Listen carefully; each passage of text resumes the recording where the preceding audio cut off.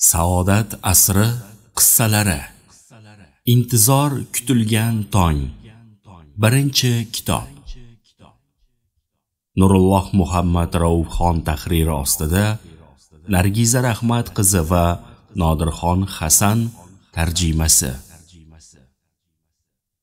Muallif Ahmad Lutfi. Ahmad Lutfi hozirgi zamon adibi, tarixchi, olim.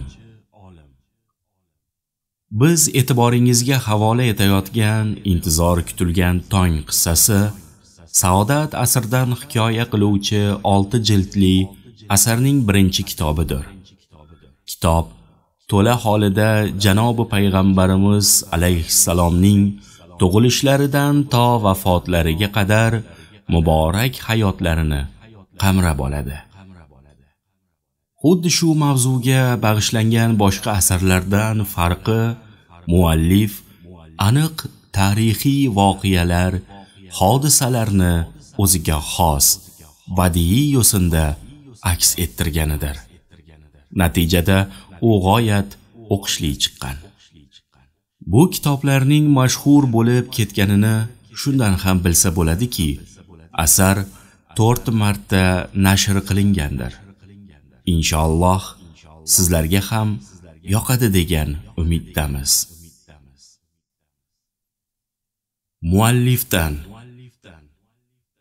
Saodat yo'lining eng ulug' va eng so'nggi rahbari, Alloh taoloning eng sevgili quli va elchisi Hazrati Muhammad Mustafa sallallohu alayhi va sallam janoblarining go'zal, barkamol, o'rnakli hayotlarini butun borlig'icha aynan tasvirlash, ashabining unga nisbatan muhabbatini, vafodorlik tuyg'ularini mukammal ko'rsatish, dushmanlarining qin va hasadga to'la xatti-harakatlarini to'lascha ifodalab berish.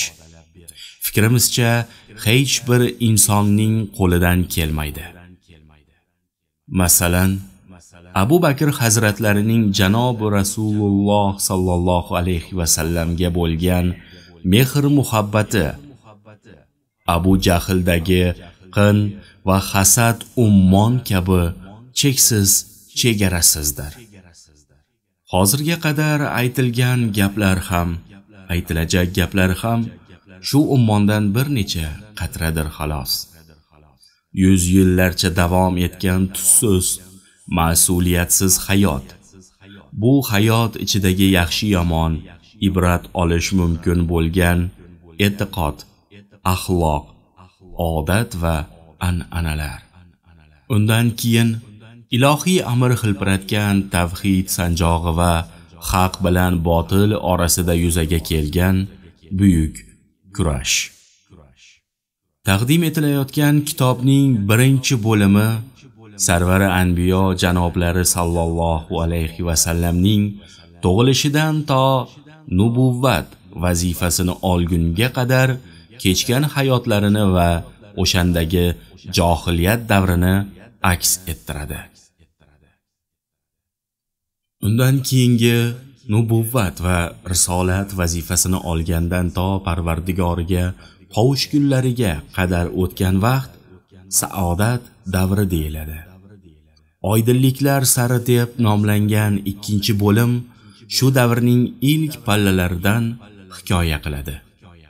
O'ylaymizki, ushbu kitobni o'qiganlar orasidan payg'ambarimizni yanada yaqindan tanidim, yanada ko'proq sevadigan bo'ldim deydigan biror inson chiqar va huzuri ilohiyda ham shunday shohidlik berar.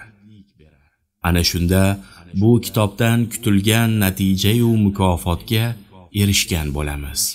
Asarning bu jildida payg'ambarlik vazifasi kelgunga qadar Rasulullohning muborak ismi shariflariga sallallohu alayhi va sallam salovati qo'shilmagan. Biroq buni Rasuli akramga nisbatan hurmatsizlik deb tushunmaslik kerak. Kitobda qo'ldan kelganicha hurmatga rivoya qilingan. Bugun ham marqadi muboraklarida samimiyat ila salotu salom aytganlarga, shallariga yarashadigan darajada muomala qilishlariga ishonamiz. Rasululloh sallallohu alayhi va sallamga abadiyatlar, qadar va olingan nafaslar sonicha salotu salomlar aytamiz. Alloh taolo sari eltuvchi yagona saodat va hidoyat yo'li bor. U ham bo'lsa payg'ambarimiz sollallohu alayhi va sallam ko'rsatgan yo'ldir. Insoniyat erisha oladigan eng yuksak axloq qanday bo'lishi lozimligini payg'ambarimiz sollallohu alayhi va sallam shaxsan yashab ko'rsatganlar. Bundan boshqa yo'l qidirgan kimsa badbaxt bo'lur. Uni kamsitgan kishi dunyo va oxiratda xoru zor bo'lur. Unga qarshi chiqqanlar alal oqibat baloy qazoga giriftor bo'lur. U zotga bo'lgan sevgi, ibodat, u zotning sharafli ismlarini zikr etish saodat. U kishining shafoatlaridan mahrum qolish falokatdir. U zot sharifga, u zotning yo'llaridan yurganlarga, u zotga xos ummat bo'lishga g'ayrat qilayotganlarga salomlar bo'lsin. Inson sevgani bilan birgadir. Hadisi xabar bergan saodatga erishganlarga salom. Bugun bir soatgina Rasulullohni uyimda mehmon qilsam, qanday baxtiyor bo'lardim. Do'konimga borayotganimda oldimda payg'ambarimiz yurib borayotganlarini ko'rsam, men o'zim qanday yurgan bo'lardim. Men qatnashayotgan majlisda Nabiy akram janoblari sallallohu alayhi va sallam ham o'tirgan bo'lsalar, men o'zimni qanday tutardim?